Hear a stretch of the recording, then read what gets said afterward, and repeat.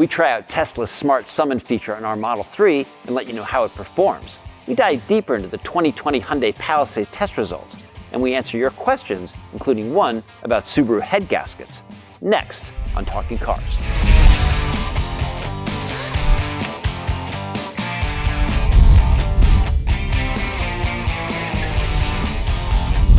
Hi, and welcome back. I'm Mike Quincy. I'm Jennifer Stockberger. And I'm Jake Fisher.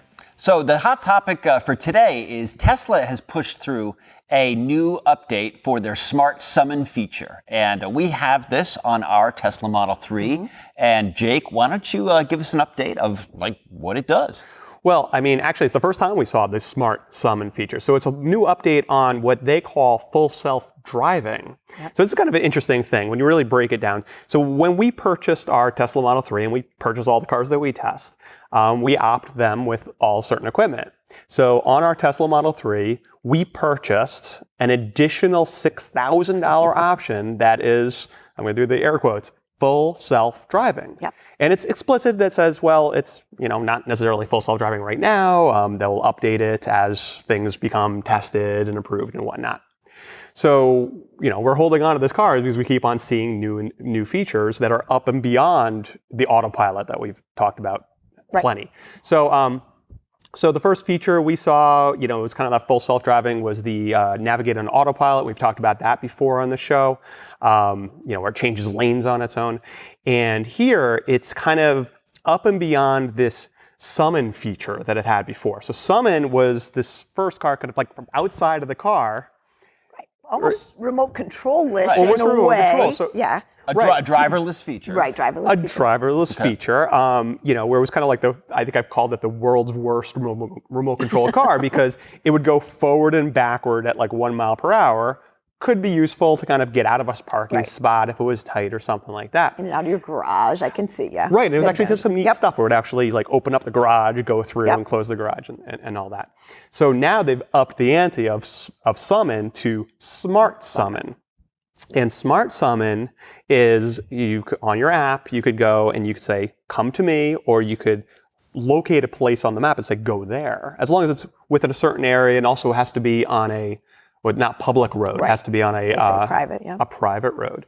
And so obviously we wanted to try it out. We got our update and we've been experiencing it. What do you guys think about, does it fulfill its purpose? Right. So certainly, we have it here. We would be considered a private location. Yeah. My take was, I actually found it very, because it wasn't consistent in its operation, I found a lot of anxiety in using it, even around our test cars in this private parking lot. Forget a parking lot where there might be other people, other vehicles that weren't Consumer Reports. You were just constantly like, oh gosh, because it didn't do things consistently. You were hoping that the car was not going to hit the edge of the garage. You were hoping that the Tesla Model 3 was not going to hit another car. That it wouldn't wander down the lane. So when they go and they market this, right? And the marketing materials, it's like, it'll come to you in a parking lot, wherever you are, really. There's not a whole lot of like caveats of it. It makes it sound like this is ready to go, all been tested. In reality, it's only after you get it do you get some of those warnings, may not. And actually, what you were going through the owner's manual. If you dig in the manual, this is I'm reading after you get it. After you pay for it. It may not react to all traffic. It may not stop for all objects. It does not recognize the direction of traffic, and it may not anticipate crossing traffic. So a little concerning. Right. So what is the point of this? I mean, why do we even care about this? So I mean, look, they do say, hey, you're supposed to watch the car. Well, it does it. But I think all of those caveats that you only find out after you fork over your $6,000, after you wind up updating it, after you dig into the manual, become really apparent of those limitations when we're using it. So, I tried it in some parking lots, and it's like, think it through. Suddenly you got this car that's not necessarily staying on the right side of the road, not necessarily you going the flow of traffic. We've seen many times where it just will kind of give up in the middle of the road. And suddenly, which is safe, right? It's not. Look, sometimes it will work okay, but sometimes you're sitting there and like the cars are now stopping traffic, and now you're sprinting across this parking lot trying to get in your car while people are kind of yelling at you. It's a and bit they market stressful for it as, that. oh, you're in the rain and you've got a full shopping cart and you can bring your car to you. Well, now I think you'd be sprinting in the rain across the Right. parking Well, lot right. to catch the car. So when we were trying this in our parking lot, it really reminded me of our experiences with the first self-parking Lexus LS. I mean, back in 2007, we said the advanced parking system works well if the spot is amply large, but if that's the case, who needs a built-in electronic valet? Right. In most real-world conditions, this feature proved to be expensive and time-consuming. Right. And So it is slow. to me, that's Smart summon. exactly Well, what you know, this it's is doing interesting. right So now. a lot more cars have that self-parking feature, and a lot of people aren't. You know, we have data I've seen where people aren't using them because again, it's kind of like this. It's a bit gimmicky, some of these features. Right. And look, I mean, look, it's neat, but I think more of the issue here is how it's being sold when you spend that $6,000 Versus and what what it you really get. does. And what you're getting is you're kind of like playing part of this like kind of science experiment. You're kind of like this beta, and actually you don't find out that it's beta. It's called beta in the car. It's not called beta when you spend the $6,000. No, but clearly in every parenthesis, beta, beta, beta. So I mean, if you want to go and kind of like play with this new technology and see what it does and push the limits, that's what it does. I don't think it's super high risk. Right. I mean, you're going around at a couple miles per hour. It's very conservative. It sees pedestrian. It's stopping. If it does anything, it stops, right? Yeah. But I just wish they were clear about what exactly this was. Right. Here's where I'm at. And I can get my head around autopilot. I see why you would want autopilot on occasion, in traffic, or I can stretch my arms, whatever that might be. I can't get quite what the advantages of this system are. You have to be in line of sight. It can't navigate out of a parking garage and come to you. It just takes forever. I put it, once the novelty wears off, what are the advantages to me? I put it in the same boat as the Falcon Wing doors. Right. Once you try them a couple of times, But are they really helping But me here's in the any question: way? Is the novelty going to wear off? Because I'm sure people who have Falcon Wing, the next time a new person gets in their car, they're like, "Whoa, that's cool!" Right. And I think it's kind of that novelty. It's like, look at my car. Look at your Accord can't do this, Right. Can it? True. And I swear, I mean, look, in the limited time that we've had that, every time anyone sees me driving the Falcon thing Wing around or driving around this car in the parking lot by itself, I mean, they're like, "Wow, Yeah. that's amazing." So it serves that purpose. And I say, we are Consumer Reports. If there's ever any product, be it a toaster or a Tesla Model 3, that you spend $6,000 on, and it doesn't perform Right. What are you as getting you for your money? expected, Right. consistently, Yeah. and has a ton of foreseeable misuse, we're going to say something. Yeah, I and think that's that's where right. I think we are And with Smart and Summon. that's our job. So there's more on this on consumerreports.org. And just for the record, we repeatedly asked Tesla for comments, but the company hasn't yet returned calls, responded to our questions. So we're going to be obviously working on this more and more as time goes on, and we'll let you know when we find the out next update. more about the next Smart Summit.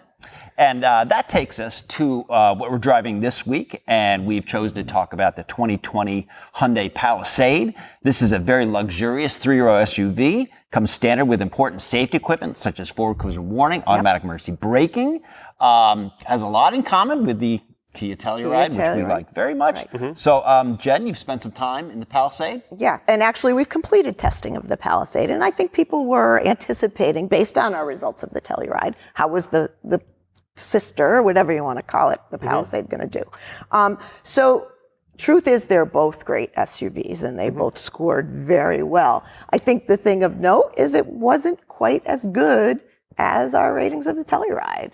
So I think things that are most notable is, one, different tire fitment on the Palisade. It had a 245/50 R20 versus the 245/60 18 that was on the Telluride. And that resulted in some differences, not to the better. Some braking distances that were a bit longer, some ride comfort that maybe was compromised. And you could get, the 20s on the Right. Telluride, you could get the 18s, but the way they're equipping most of them, Right, and I you're think going to that's wind up important, with right. that. And what's really interesting about that is you get the 20s on the Palisade, and you'd think, oh wow, Yeah, it's going to handle better and it's going to stop better. And Our data doesn't really show No, that. both wet and dry. It's a little longer with the Palisade. And I'm speculating, but maybe the brakes didn't get bigger to go along with the 20. It's the same brakes, but a bigger tire and wheel, which is actually maybe a little harder to stop. And then I think there are some control differences. You know, there's push button gear selector in the Palisade, and there's the traditional Prindle in the Telluride.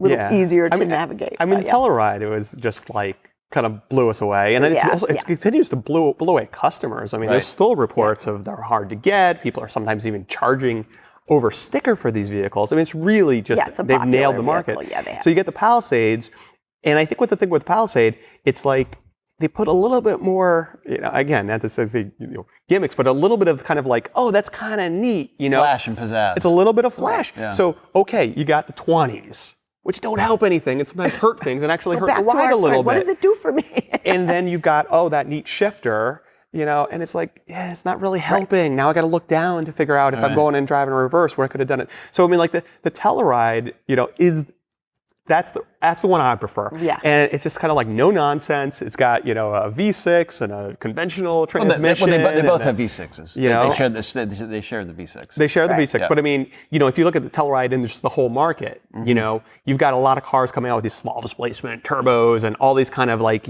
interesting things. And the Telluride is very no nonsense. No. It's big, it's square, it's not sleek, it doesn't have like that sloping back that loses the rear visibility. It's got great visibility. It's kind of like back to the basics without that flash. Right. I think that the people might buy the Palisades so their friends will say, I can't believe this is a Hyundai. Right. I think that's part of the reason. And I think you get that with the Kia too. Right. But I mean, the values there the Palisade is arguably a lot fancier than the Telluride. And I think that's going to... I would argue with that. I mean, if you put some, again, you got the 20-inch wheels, but I mean, I don't even see that as a thing.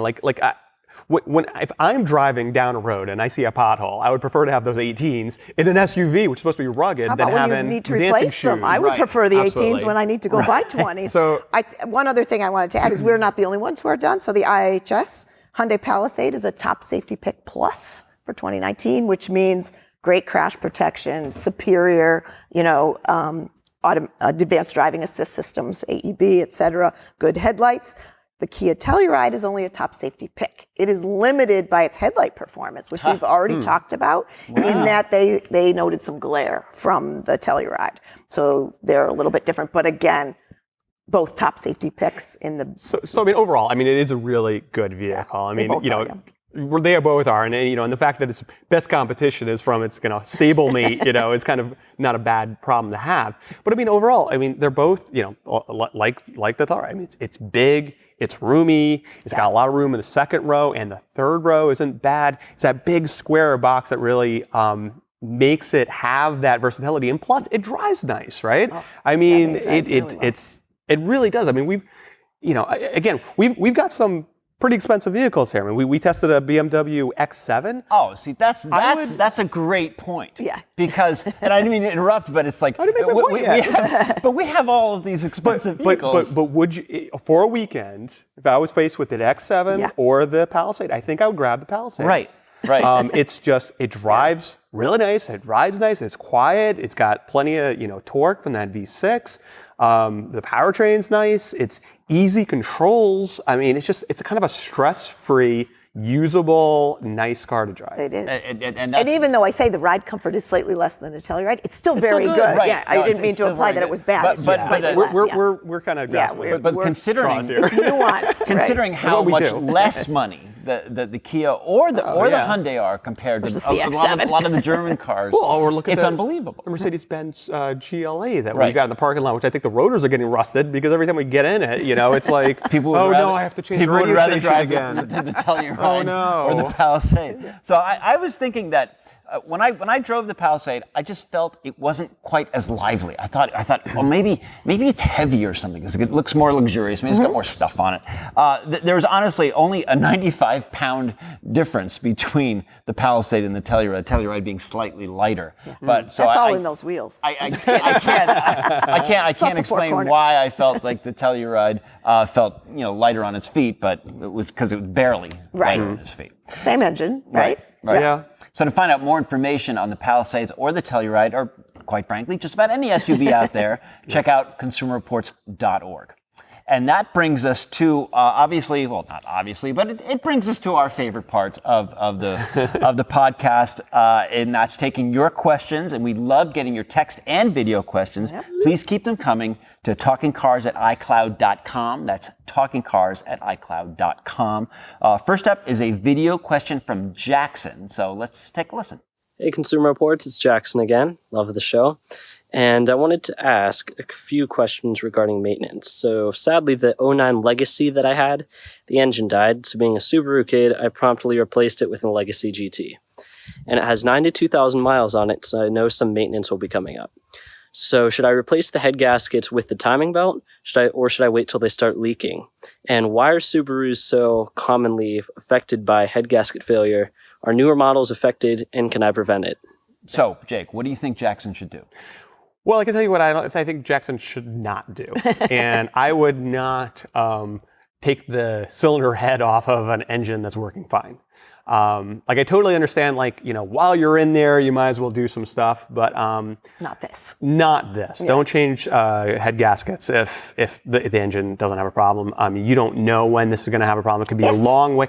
And the truth is, once you start pulling apart the engine, there may actually be additional problems that you're going to cause by doing that. Mm-hmm. So, no, I would say, you know, again, you know, like it kind of goes back to stick to the maintenance schedule, do what you need to do, don't do anything that you don't need to do, because you might actually cause more problems than you're actually fixing. Right. And the timing belts and things like are external. When you start to get into the internals, that's, to me, like you say, there could be more risk than benefit. I mean, the only if nothing's going wrong. Look, the only caveat is sometimes you want to do a water pump if you're in there. You know, I mean, on certain vehicles, but again, not taking apart the engine or an engine that's running well. And we want to be clear that we have heard about head gasket problems with Subarus. So looking at our data, specifically from 2009 to 2013, we're seeing a higher than normal head gasket failure rate. Mm-hmm. We don't know about the newer cars because we're not seeing issues with this until around 120,000 miles or so.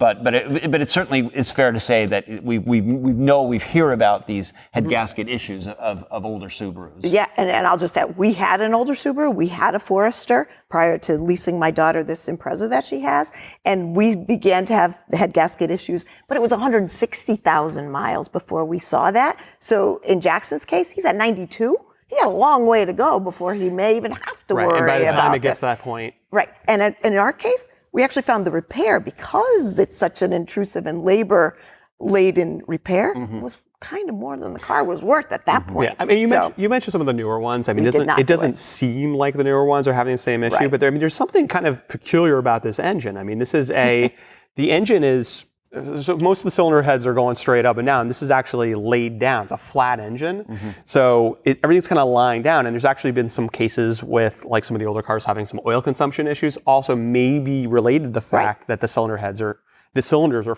it's a boxer engine, right? The engine, the horizontally opposed. Horizontally opposed, like a Porsche or a Volkswagen. But it looks like some of the new ones aren't kind of seeing that same kind of issue. Right. They seem to have addressed. Excellent video question. Love the video questions. Keep them coming. Next up is Mike from Chicago, who writes, I recently traded my BMW 128i for an Audi A4 Quattro. I live in Chicago. Winter tires are a must. I always went with the OEM, that's original equipment manufacturer, recommendation on run flats. But I'm rethinking my approach with my new vehicle. What are your thoughts on run flats versus regular tires for winter driving? And Mike, you are going to be so excited that one of our tire experts is right here, Ms. Jennifer Stockberger. So please, Jen, help Mike out from Chicago. Right. So I would recommend to go with the conventional winter. So both of them are going to provide the advantages of winter tires for poor weather, but less expensive, the conventional winter, and much more availability. We looked at the Audi A4 just to see, and we think there was 3 run flat models that were available, and each of them was a good $50 per tire more than the conventional winters. So I would stick with that. And again, BMWs, they went with pure run flats for a while. And I would say the other issue is if you have a vehicle that's not tuned to a run flat, suspension-wise, ride-wise, that you may absolutely see a compromise in those areas for a car that's tuned for a conventional tire. Wow. So again, the spares are going away. There's always that risk, but even run flats aren't guaranteed to do everything you can get safely, but you're going to have to replace them anyway. The other thing he might want to take a look at is the idea of -1 or -2. Right. So Yeah. what that's code for is, look, I don't know what version of the A4 Right, he's he got, didn't say. but generally each car has different size tires. You might be able to get it for with 18s and 17s and 18s. And if there's an optional size that would fit your car that's a smaller diameter tire, which gives you more sidewall, that might be a really good option for winter tires, especially if you're going to hit a pothole or whatnot. Yep.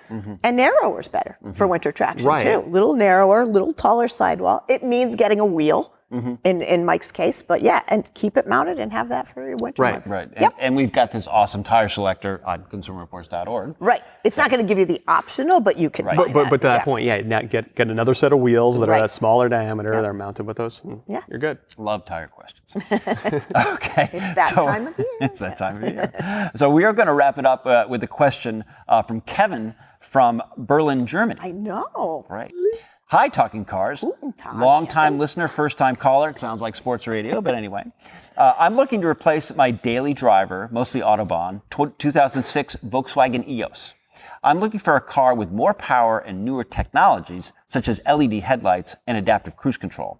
I want to get a new or used convertible with room for 4 foldable rear seats and at least 300 horsepower with a budget of up to 42,000 euro. Thank you. Kevin from Berlin, Germany.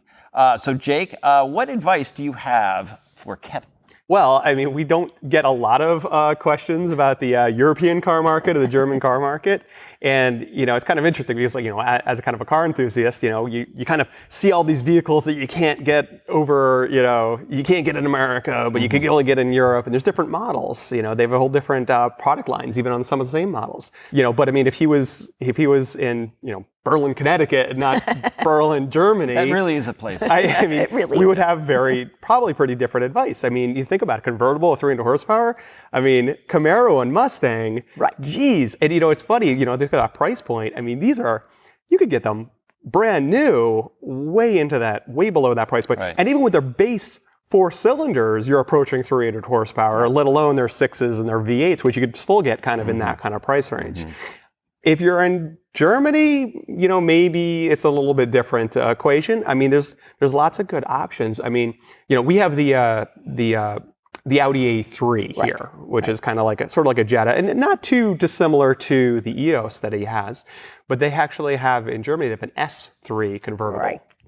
Which That's pretty hot. Which has 300 horsepower. It's got a rear seat. You got a lot of the new gizmos and a lot of that new technology. If you want to look over at BMW, I mean, you could get a 435 diesel, which is, kind of that kind of power. Yep. You're going to be used for sure, but not too helpful for our domestic market here. But I mean, you got some neat options in Germany. So it's funny, actually, my list was very similar to what Jake had. But this was a hard set of criteria to balance. I had the S3 Cabriolet, right price, horsepower. I also put the S5. Very expensive new, but maybe less expensive that's a good used choice, Right. to throw in there. One of the things, and I'm not sure how much that rear seat is a priority for Kevin, most of the time those rear seats are pretty tight.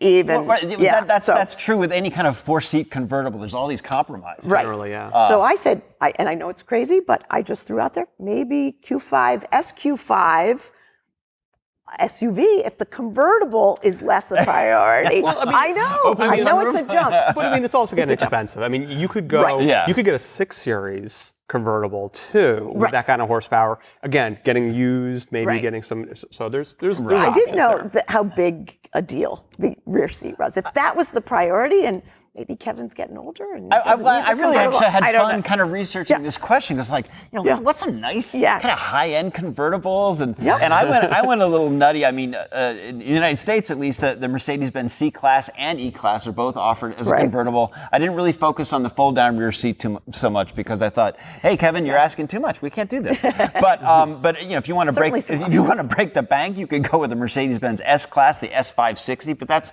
I don't know, like $100 and something thousand. I also mentioned the A4. Let me clarify, 42 euros is I know. But I'm like, you weren't saying listening. there's no rules here. I like to answer the question with no rules. Okay. Mike rules. But anyway, Mike rules say Mercedes-Benz C-Class. That's probably what I would go with. And I had Mustang convertible. So wrap it around where Jake was. Wrap it around where Jake is. Yep. And that'll actually wrap this up. That's going to do it for this episode. As always, check the show notes for more information on the cars and vehicles that we talked about. Thanks so much for tuning in. We really appreciate it. We'll see you next week.